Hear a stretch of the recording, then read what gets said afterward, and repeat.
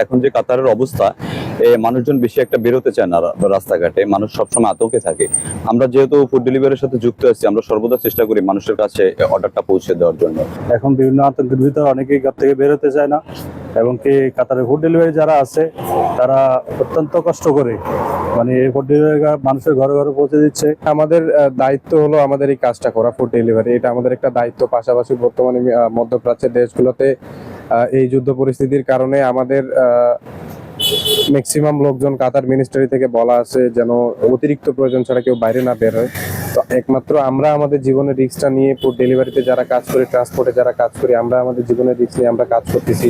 দিন রাত 24 ঘন্টা আমরা লোকজনের খাওয়ার ঔষধ, বিভিন্ন গ্রোসারি আইটেম, এগুলো আমরা সর্বোচ্চ চেষ্টা করতেছি, যথাসময়ে যথাসাধ্য চেষ্টা করতেছি সর্বোচ্চ সঠিক সময় ডেলিভারি করার জন্য। রেমিটেন্স যোদ্ধারা তাদের জীবনকে বাজি রেখে প্রতিটি পণ্য আমাদের হাতে পৌঁছে দিচ্ছে, তাদেরকে জানাই ধন্যবাদ। এবং দেশে যারা আছেন আত্মীয় স্বজন এবং আপনজন, তারা সবাই তাদের জন্য বেশি বেশি দোয়া করবেন, কারণ পরিস্থিতি এতই নাজুকের ভিতরেও তারা আমাদের সুন্দর সেবাটা দিয়ে গিয়েছে। নগদ নিয়ে এলো হার না মানা হার অফার।